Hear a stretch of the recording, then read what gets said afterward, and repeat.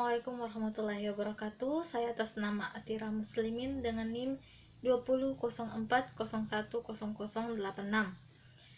Fakultas Ekonomi dan Bisnis Islam, Program Studi Ekonomi Syariah kelas 3D. Saat ini saya akan menjelaskan kebutuhan dan rasionalitas dalam ekonomi Islam. Salah satu tujuan ekonomi mikro adalah menganalisa pasar beserta mekanismenya yang membentuk harga relatif kepada produk dan jasa, dan alokasi dari sumber terbatas di antara banyak pengguna alternatif. Ekonomi mikro menganalisa kegagalan pasar, yaitu ketika pasar gagal dalam memproduksi hasil yang efisien, serta menjelaskan berbagai kondisi teoritis yang dibutuhkan bagi suatu pasar persaingan sempurna. Setiap analisis ekonomi selalu didasarkan atas asumsi mengenai perilaku para pelaku ekonominya. Secara umum, seringkali diasumsikan bahwa dalam pengambilan keputusan ekonomi, setiap pelaku selalu berpikir, bertindak, dan berpikir secara rasional. Namun persoalannya adalah, rasionalitas itu sendiri mengandung muatan yang berbeda dalam masyarakat. Boleh jadi rasional menurut seseorang, tetapi tidak rasional menurut orang lain. Hal ini terjadi akibat dari perbedaan keyakinan dan pengaruh budaya yang berlaku di masyarakat.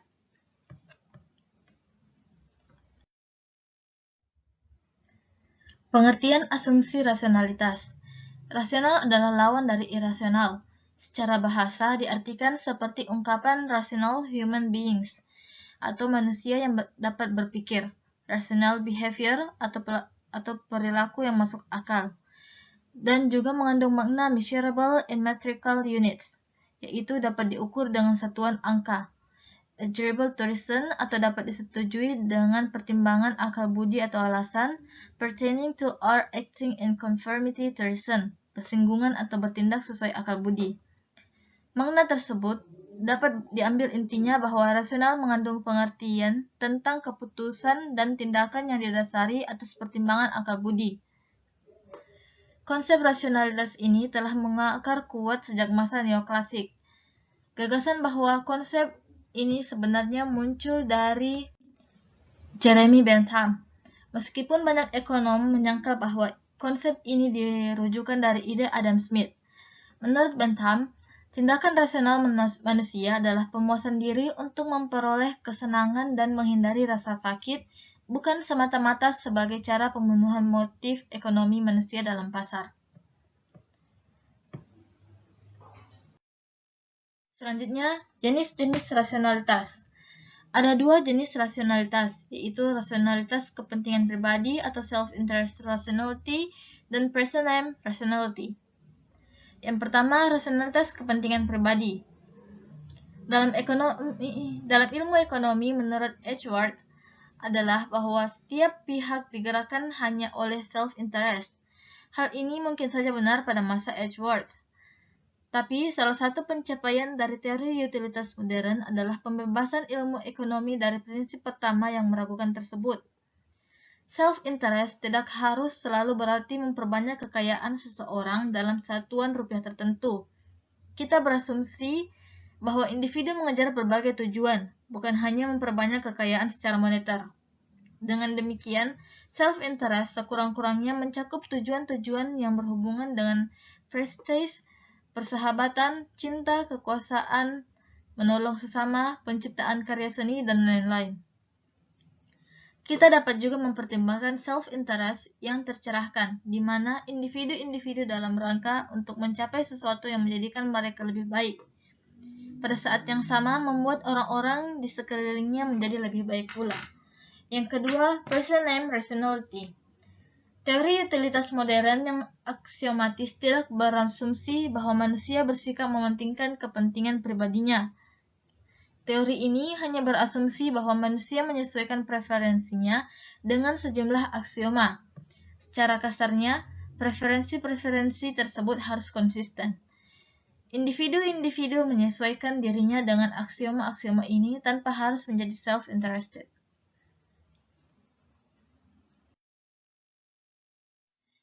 Aksioma-aksioma pilihan rasionalitas.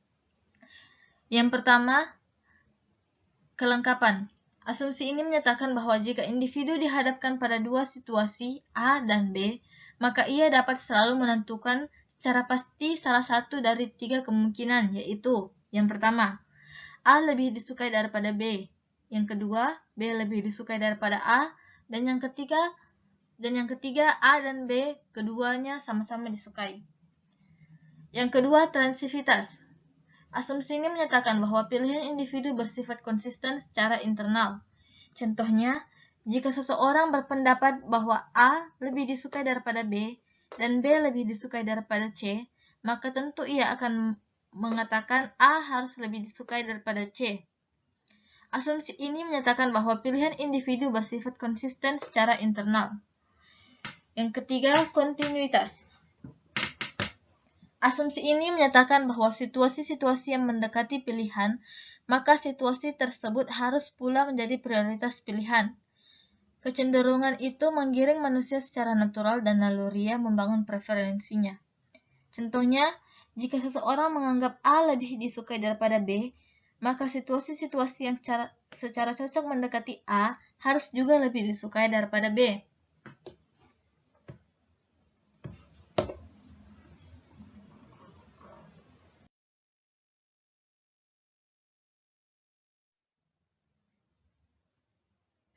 Asumsi-asumsi lain tentang preferensi. Yang pertama, kemonotonan yang kuat atau strong monotonicity.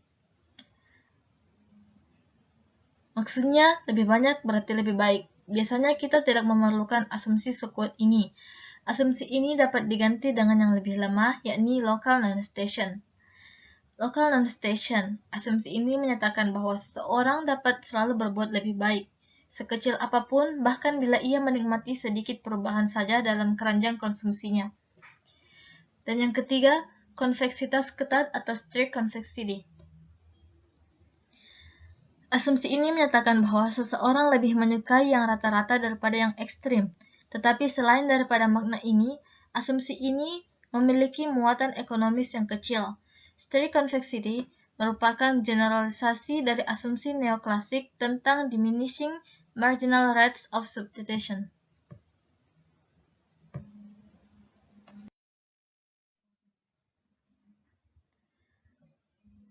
Selanjutnya, konsep rasionalitas dalam perspektif Islam.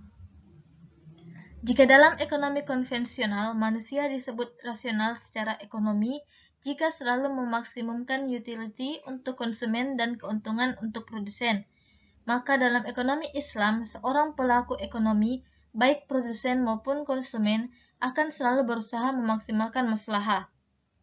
Konsep rasionalitas dalam ekonomi Islam lebih luas dimensinya daripada ekonomi konvensional. Rasionalitas ekonomi dalam Islam diarahkan sebagai dasar perilaku kaum muslimin yang mempertimbangkan kepentingan diri, sosial, dan pengabdian kepada Allah. Beberapa pakar ekonom muslim membuat batasan terhadap rasionalitas dalam ekonomi Islam. Rasionalitas dalam ekonomi Islam tidak hanya didasarkan pada pemuasan nilai guna atau material di dunia, tetapi mempertimbangkan pula aspek-aspek sebagai berikut. Yang pertama, respek terhadap pilihan-pilihan logis ekonomi dan faktor-faktor eksternal, seperti tindakan altruis dan harmoni sosial. Yang kedua, memasukkan dimensi waktu yang melampaui horizon duniawi, sehingga segala kegiatan ekonomi berorientasi dunia dan akhirat. Yang ketiga, memenuhi aturan-aturan yang telah ditetapkan oleh syariat Islam. Dan yang terakhir, usaha-usaha untuk mencapai falah, yaitu kebahagiaan dunia dan akhirat.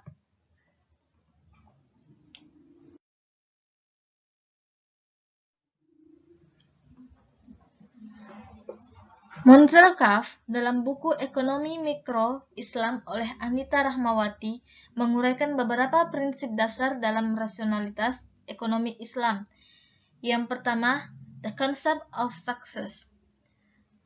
Maksudnya, dalam Islam diukur dengan konsep sukses dalam Islam diukur dengan nilai moral Islam, bukan dengan jumlah kekayaan yang harus dimiliki. Yang kedua, time scale of consumer behavior. Seorang muslim harus percaya adanya hari kiamat dan kehidupan akhirat. Keyakinan ini membawa dampak mendasar pada perilaku konsumsi, yaitu pilihan jenis konsumsi akan diorientasikan untuk kepentingan dunia dan akhirat.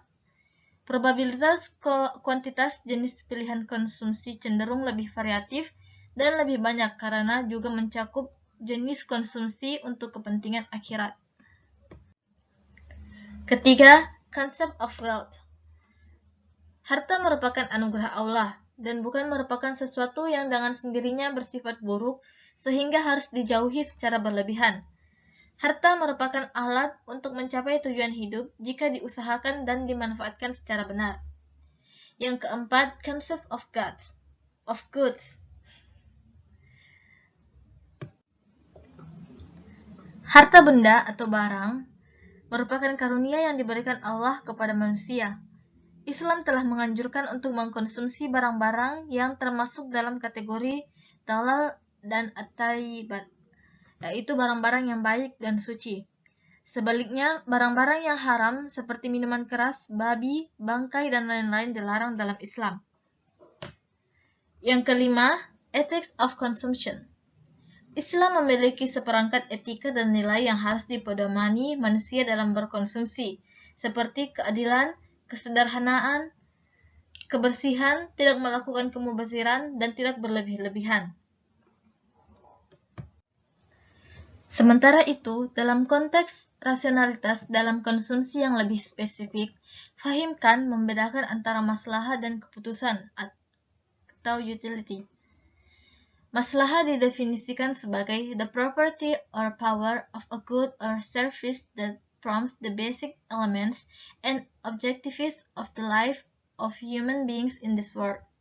Sedangkan utility adalah the property of a goods or service to satisfy a human want. Maslahah dikoneksikan dengan kebutuhan, sedangkan kepuasan dikoneksikan dengan keinginan. Ia menderivasikan pandangan pada konsep maqasid syariah dengan maslahah yang berujung pada masalih al-ibad, yaitu untuk kemaslahatan hamba atau manusia. Meskipun demikian, beberapa aksioma ini merupakan kaidah yang berlaku umum dan universal sesuai dengan universalitas agama Islam. Yang secara garis besar sebagai berikut. Yang pertama, setiap pelaku ekonomi bertujuan untuk mendapatkan maslahah. Untuk mewujudkan kesejahteraan falah, maka kegiatan ekonomi harus diarahkan untuk mencakup 5 jenis kebutuhan guna menghasilkan maslahah. Karena pada dasarnya, setiap pelaku ekonomi akan berorientasi untuk mencapai maslahah ini. Terkait dengan perilaku mencari maslahah ini, seseorang akan selalu, yang pertama, maslahah yang lebih besar lebih disukai daripada yang lebih sedikit. Maslahah yang lebih tinggi jumlah atau tingkatnya lebih disukai daripada maslahah yang lebih rendah jumlah atau tingkatnya. Atau monotonicity maslahah yang lebih besar akan memberikan kebahagiaan yang lebih tinggi, karenanya lebih disukai daripada maslahah yang lebih kecil. Yang kedua, maslahah diupayakan terus meningkat sepanjang waktu. Konsep ini sering disebut dengan quasi-convexity, yaitu situasi maslahah yang menunjukkan pola non-decreasing, karena jika seseorang menderita sakit, maka ia akan berusaha mengobati sakitnya tersebut, sebab sakit tidaklah menyenangkan dan dapat menurunkan masalah hidupnya. Setiap pelaku ekonomi selalu berusaha untuk tidak melakukan kemubaziran. Dapat dipahami bahwa untuk mencapai suatu tujuan, maka diperlukan suatu pengorbanan. Namun, jika pengorbanan tersebut lebih besar dari hasil yang diharapkan, maka dapat dipastikan bahwa telah terjadi pemubaziran atas suatu sumber daya. Perilaku mencegah wasting ini diinginkan oleh setiap perilaku karena dengan terjadinya kemubaziran berarti telah terjadi pengurangan dari sumber daya yang dimiliki tanpa kompensasi berupa hasil yang sebanding. Setiap perilaku ekonomi selalu berusaha untuk meminimumkan risiko. Hal ini merupakan konsekuensi dari aksioma monotonicity dan quasi-convexity. Namun tidak semua risiko dapat dihindari atau diminimumkan. Hanya risiko yang dapat diantisipasi saja yang dapat dihindari atau diminimumkan. Ada juga risiko-risiko yang setiap orang bersedia untuk menanggungnya karena pertimbangan masalah yang lebih besar. Di samping aksioma-aksioma yang bersifat universal, juga terdapat aksioma lain yang merupakan sesuatu yang diyakini dalam Islam. Antara lain yang pertama, adanya kehidupan setelah mati. Menurut Islam, kematian bukan merupakan akhir dari kehidupan, melainkan merupakan awal dari kehidupan baru. Setiap orang Islam dituntut meyakini hal ini secara pasti. Kehidupan di dunia akan diakhiri dengan kematian, namun kehidupan setelah dunia disebut akhirat, bersifat abadi. Tidak akan ada kematian setelah kehidupan di akhirat. Yang kedua, kehidupan akhirat merupakan akhir pembalasan atas kehidupan di dunia. Hidup setelah mati dipercayai bukan merupakan hidup baru yang terlepas dari kehidupan di dunia, melainkan kelanjutan dari hidup di dunia. Secara lebih pasti, dipercayai bahwa kehidupan setelah mati merupakan masa pembalasan terhadap setiap perbuatan yang pernah dilakukan di dunia. Dengan kata lain, kehidupan di dunia merupakan ujian bagi manusia untuk mendapatkan kehidupan setelah mati. Dan yang ketiga, sumber informasi yang sempurna hanyalah Al-Quran dan Sunnah. Pada dasarnya, informasi dapat diperoleh dari fenomena kehidupan dunia masa lalu. Namun, kebenaran informasi ini sangat dibatasi oleh ruang dan waktu, serta kemampuan pelaku dalam menginterpretasikan fenomena tersebut. Islam mengajarkan bahwa Allah telah melengkapi kelemahan manusia dengan memberikan informasi dan petunjuk yang dapat digunakan sepanjang masa. Informasi ini dituangkan dalam bentuk kitab suci Al-Quran yang berisikan firman Allah serta sunnah Nabi Muhammad SAW. Informasi ini meliputi makna, tujuan merupakan proses bagaimana pelaku meningkatkan maslahah yang diterimanya. Kedua sumber informasi ini dianggap valid dan tidak terbantahkan. Pelaku ekonomi hanya diperlukan untuk menginterpretasikan dan mengaplikasikannya dalam kegiatan ekonomi. Dengan tambahan aksioma ini, maka pelaku ekonomi yang memiliki rasionalitas Islam menghadapi jangkauan waktu atau time horizon yang tak terbatas. Dalam pandangan Islam, kehidupan manusia terdiri dari kehidupan dunia, kehidupan kubur, dan kehidupan abadi akhirat. Oleh karena itu, masalah yang akan diterima di hari akhir merupakan fungsi dari kehidupan di dunia atau masalah di dunia terkait dengan masalah yang diterima di akhirat. Dengan time horizon yang lebih panjang ini, maka seorang pelaku ekonomi akan merasakan ketidakpastian, terutama yang menyangkut masalah. Ia menghadapi situasi ketidakpastian mengenai apakah masalah yang akan diperolehnya di akhirat lebih baik atau lebih buruk daripada yang dirasakan di dunia.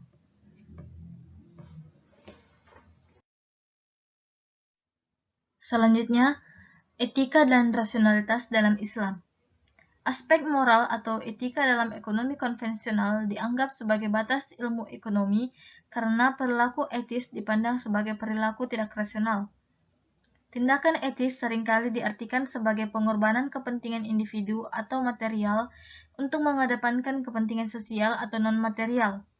Dengan demikian, ketika perilaku rasional ekonomi diartikan sebagai upaya untuk mewujudkan masalah materi semata, maka perilaku etis dipandang sebagai perilaku yang tidak rasional, dan karenanya dikeluarkan dari pokok bahasan ilmu ekonomi. Secara umum, moral didefinisikan sebagai standar perilaku yang dapat diterima oleh masyarakat benar atau tidaknya. Filosofi atau suatu standar moral setiap masyarakat dapat berbeda-beda, dan alasan inilah yang dikenal dengan istilah etika. Suatu perilaku yang dianggap rasional oleh paham konvensional dapat dianggap tidak rasional dalam pandangan Islam, demikian pula sebaliknya. Ekonomi Islam mempelajari perilaku ekonomi pelaku ekonomi yang rasional Islami. Oleh karena itu, standar moral suatu perilaku ekonomi didasarkan ajaran Islam dan bukan semata-mata didasarkan atas nilai-nilai yang dibangun oleh kesepakatan sosial. Moralitas Islam ini tidak diposisikan sebagai suatu batasan ilmu ekonomi, namun justru sebagai pilar atau patokan dalam menyusun ekonomi Islam.